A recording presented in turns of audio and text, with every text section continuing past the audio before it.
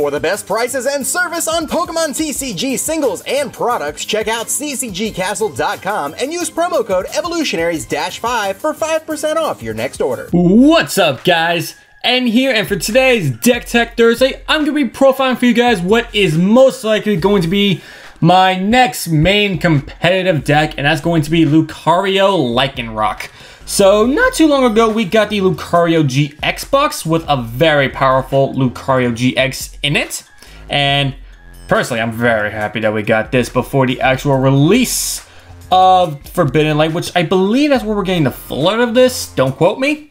But no, this is a very strong card. It's almost like Golisopod. It's a little more harder to pull off, but it has the potential to do so much more damage than Golisopod. Not to mention, fighting is such an amazing thing to be hitting for right now.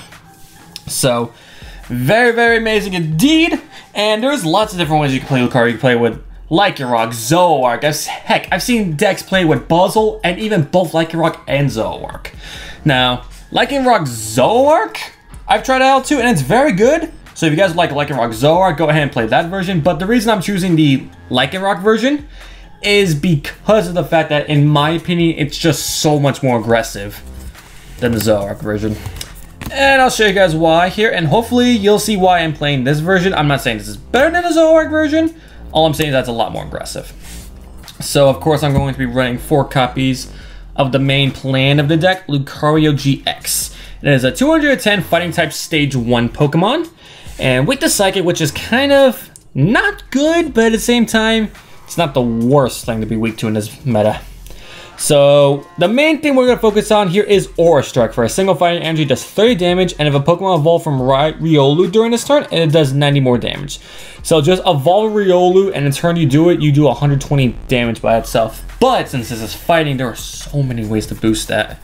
We have, if I can find, we have Choice Band, we have Strong Energy, we've got that new Deanti Prism Star when we're getting it. We have Regirock if you really want to put that there. Like, we have so many ways to boost this damage up so much more. So it's a much harder hitting Golisopod almost, but not exactly. And you're very rarely going to ever use Cyclone Kick to Fighting Colors 130. Again, you're really never going to use that. But Cantankerous Beatdown and GX attack, you actually might end up using. Like, honestly, I found myself using that GX more often than I thought I would. So it's for 2 colorless, does 30 damage for each damage counter on this Pokemon. So it's the exact same thing as Taurus's GX attack, except this can hit for weakness. So yeah, that's really, really good. Again, I ended up using this more than I originally thought I would. Alright, and of course to go with our Lucarios, we have 4 copies of Riolu. Having the one with the Detect's pretty nice, because if you don't have the best of starts, you only have to start with the lone Riolu. Take your chances with the Detect. And if you flip it heads, he's completely protected that turn. Alright, next up here, let's get into the Lycanroc lineup. Got 3 copies of the adorable little Rockruff, and 3 copies of Lycanroc GX. Now, we're mainly using this for Bloodthirsty Eyes. Now, when you play this Pokemon, you choose one of your opponent's bench Pokemon, switch it with their active. So it's basically it's essentially a free Guzma.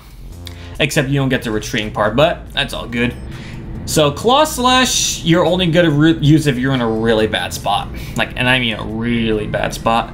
But Dangerous Rogue, you do end up using a lot too. Like, I use Dangerous Rogue slightly more than I use Cantankerous Beatdown, but yeah, that's just because this one comes into handy a little bit more consistently. Because hitting for 50 for each of your opponent's bench Pokemon is just insane. Even without hitting for weakness, that's completely insane.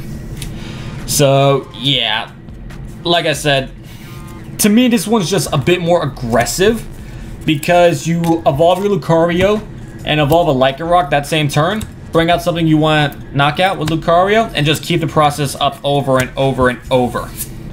And it gets really crazy really fast. Like, I know as I'm talking about it, it doesn't sound like that intense, but once you actually play, it's like, oh my primal chicken, this is amazing. Alright, and last up for the Pokemon lineup is going to be 2 copies of Tapu Lele.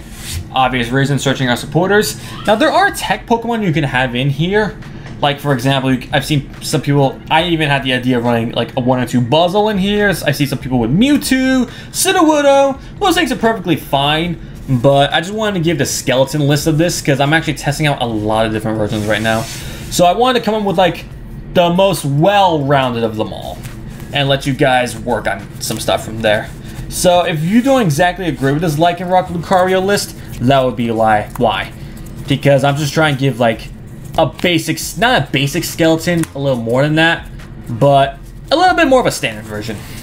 There we go, that's the best way to put it. And now for our supporter lineups, gonna go with 4 copies of Cynthia because it's the best draw supporter in the game. It's better than, I did not say that, I said nothing, and it's still good. Okay, who am I kidding? Cynthia's better. Cynthia replaces all. And it's a little funny because Lucario is actually one of Cynthia's other ace Pokemon alongside Garchomp. So pretty cool. Pretty cool little coincidence there. Only 1 Sycamore.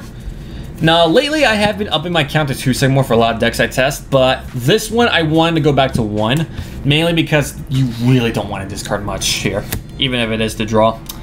And next up here we have 2 copies of N, mainly for hand disruption, but a turn 1 N can still be devastating to your opponent. 2 Bridget for obvious reasons, especially with this deck. We want to get our Rockruffs and Riolu set up ASAP.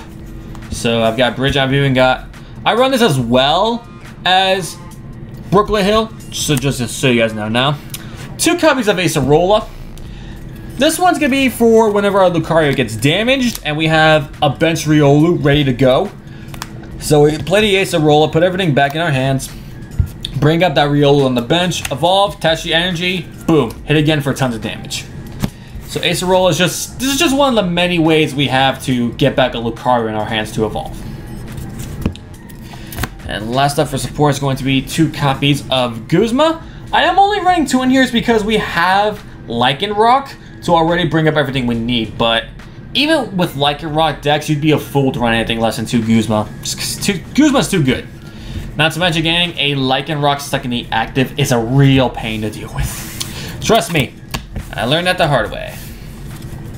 And that does it for our supporter lineup, nothing too special. And now for our item count, going to be 4 copies of Ultra Ball. Very standard, I don't even think this needs any explanation. Searching any Pokemon, too good. Got 3 copies of Choice Band to help boost up our Lucario damage to 150 base against an EX or GX. So right there, 150 for a signal energy. That's pretty amazing. That's Scalicipod numbers already. But we can boost up even further. Alright, next up here is 3 copies of Floatstone. Because it's like I just said with the Guzma, getting a Lycanroc stuck in the active is like the worst thing ever. Same thing with a Lucario that you're not able to de-evolve in any way or pick back up. It's like the worst feeling in the world. Sorry about that, had a little hiccup. So you want as many ways as possible to get your stuff out of the active. And I did think about running Dawn Wings in here to go with the Floatstones as well, but I just couldn't find the room. But if you're able to find room to add a Tech Dawn Wings, then go right ahead because it can help quite a bit. Alright, so speaking of ways to get back Lucarios, going to be running 3 copies of Super Scoop Up. So, yep, I almost ran 4 in here, but it was just too much because it's just too much to go with all the other ways I have to pick up backup stuff. I find 3 is the perfect number, but if you want to go ahead and add 4, then by all means. Next up is 2 copies of De-Evolution Spray. Now this one I don't use as often as the Lucario, as the Super Scoop Up. But when I find that I have a Riolu in the active and a Lucario on my bench due to my opponent playing Guzma or them Lycanrocking it up, Lycanrocking, is that even a real thing? I don't know. Using Bloodthirsty Eyes to bring up my Riolu to buy me a turn. It happens kind of often. Not too often, but more often than you would think. So the Evolution Spray would definitely help with that. If you don't want to run this, I won't exactly blame you, but this has helped me a few times. And next up is going to be 2 copies of Eva Soda. While we're talking so much about De-Evolution Spray. I keep saying De-Evolution Spray. Blah, blah, blah. What's wrong with you, Wen? Alright, so something very interesting about Lucario here. Aura Strike says, if this Pokemon evolved from Riolu during this turn, this attack does 90 more damage. Usually things that have evolution as a condition specifically say from the hand. Lucario does not say this has to be from the hand. So if you have an Riolu and you play Evosoda to evolve into Lucario that turn, you can still get the full 120 minimum from Aura Strike, because this does not specify evolve from him. And like, when I first figured that out, I was like mind blown, like, what? So yeah, if you end up going second, crazy idea. I personally wouldn't do it, but you have a Riolu out. You go ahead and play a Wally to evolve into this Lucario. You get the Aura Strike. You get a turn 1 120 damage. So very crazy to think about. Again, I would never run Wally in here, but if you guys like doing crazy ideas, then maybe that's an idea for you. Alright, next up, 2 copies of Rescue Stretcher, along with 2 copies of Field Blower. Very self-explanatory, picking back up Lucarios to evolve into, or Leles, or anything really, and just blowing field stuff, stadiums, Garbodorks, just all that kind of stuff we want to get rid of. And 1 copy of Palpad to recycle our supporters. And for the stadiums, as I said, 1 copy of Brooklet Hill, just to help get our Riolus and Rockruss loaded, because we want these guys loaded ASAP. So Bridget, Brooklet Hill, you want everything possible to load up. And for energy, we run a 4-4 split. Okay, there it goes. Wow, I thought I only put 3. I was like, wait, what? Okay, no, it just got stuck behind the sleeve. So 4 copies of Strong Energy to boost our Lucario's damage by 20 more. So with that and a choice band, we're hitting for a 170 base. Again, you can increase that even more if you decide to play Regirock, or definitely with the new Diancie Prism Star, which I'm telling you right now, I'm definitely putting a Diancie in here. So yeah, there's tons of ways to boost this up so much more in a Golisopod. And 4 copies of regular Fighting Energy. That's it. That's all you really need for this kind of deck. And with that, that concludes my Lucario Lycanroc deck profile.